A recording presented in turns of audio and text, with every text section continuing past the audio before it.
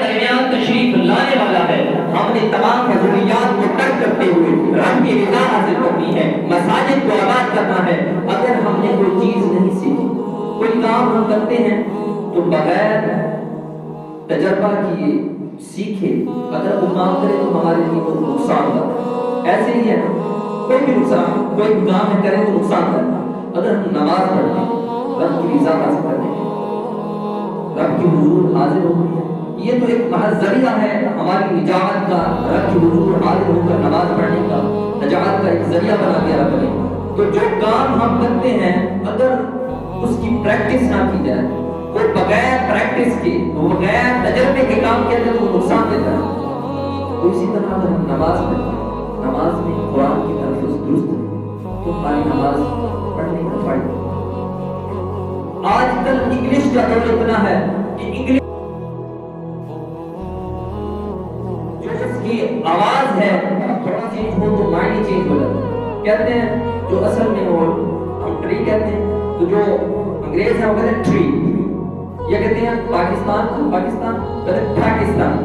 تو اس طرح تلفظ ہیں. تو قرآن مجید میں بھی ایسے حروف ہیں ان کا ہم نے اردو سے فرق کرنا ہے, اردو اور عربی میں فرق کرنا ہے.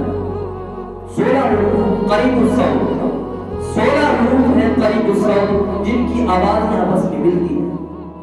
اگر ہم ان کے درمیان فرق نہیں کریں گے تو معنی اتنا چینج ہو جائے گا کہ اللہ معافی کرے. اب ہم پڑھتے ہیں الحمدللہ, تمام تعریفیں کس کے لیے؟ اللہ کے لیے. تمام تعریفیں کس کے لیے؟ اللہ ہی کے لیے. جب ہم کہیں گے نعوذ باللہ, اللہ تعالیٰ معاف الحمدللہ, اگر ہم الحمدللہ کہیں تو پتہ ہے اس کا ترجمہ کیا بنا؟ اللہ پر بہت بڑا کتنا ترجمہ. تو عرض کرنے کا مقصد یہ تھا, باتیں بہت سی ہیں, ٹائم مختصر ہے, بس ختم کرتے ہیں. سمجھانے کا مقصد یہ ہے کہ رمضان تشریف لانے والا ہے تو ہم نے رمضان کی تیاری کرنی, ہم نے اس رمضان شریف میں نیت کرنی ہے, پختہ ارادے سے نیت کرنی ہے کہ ہم نے اس رمضان المبارک میں زیادہ سے زیادہ قرآن کو سیکھنا ہے. اگر ہم اس کی پریکٹس کریں گے قرآن کو سیکھیں گے. اب قرآن سیکھنا ہے, عمر بڑی ہو گئی ہے, لوگ پانے نہ دیں تو گھبرانے کی ضرورت نہیں. آپ کی دعوت اسلامی ہے, آپ کو خوشخبری ہو, دعوت اسلامی کے مدنی مرکز فیضان مدینہ میں 1 ماہ کا اعتکاف ہو رہا ہے. آپ دعوت اسلامی کے مرکز میں اعتکاف کریں, وہاں قرآن آپ کو سکھایا جائے گا. نماز کے فرائض, نماز کے واجبات, حلال و حرام کی تمیز سکھائی جائے گی. اس مختصر سے وقت میں آپ کو شارٹ کورس سکھایا جائے گا. آپ کی ضروریات, جو دین کی ضروریات ہیں ان کو سکھایا جائے گا. آپ سے التجا ہے کہ ماہ رمضان تشریف لا رہا ہے, ہماری نمازیں برباد نہ ہوں. تو حضرت انس فرماتے ہیں کہ رب قاری القرآن اور قرآن یلعنہ, بعض قرآن پڑھنے والے ایسے ہیں جو قرآن پڑھنے کی وجہ سے قرآن پر لعنت کرتا ہے. اللہ اکبر. کیا ہے؟ بعض قرآن پڑھنے والے ایسے ہیں جو قرآن پڑھنے کی وجہ سے ان پر قرآن جو ہے وہ لعنت کرتا ہے.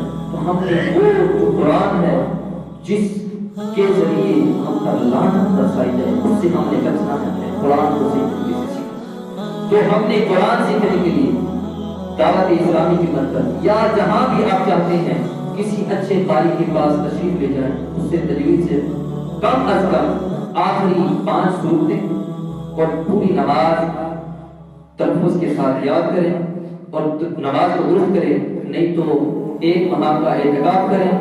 رمضان المبارک کے 1 ماہ میں فیضان مدینہ میں اعتکاف کرایا جا رہا ہے. اس میں آپ کو سنتیں سکھائی جائیں گی, نماز کے فرائض و واجبات آپ کو سکھائے جائیں گے, اور مدنی قاعدے میں آپ کو تلفظ کے ساتھ اس کی ادائیگی قرآن کی طرح سکھائی جائے گی. تو آپ سے التجا ہے کہ اس ماہ رمضان میں, جس ماہ رمضان میں رحمت کی بارش ہوتی ہے, جس ماہ رمضان میں بخشش کے پروانے بانٹے جاتے ہیں, تو اس ماہ رمضان میں ہم نے بڑھ چڑھ کر رب کی رضا حاصل کرنی ہے. ہم نے رب کی رضا میں اپنے آپ کو مصروف رکھنا ہے. تو اللہ تبارک و تعالی میرے یہ چند کلمات اپنی بارگاہ میں شرف قبول عطا فرمائے اور آپ کو سمجھنے کی توفیق عطا فرمائے. وآخر دعوانا الحمدللہ. رب العالمین.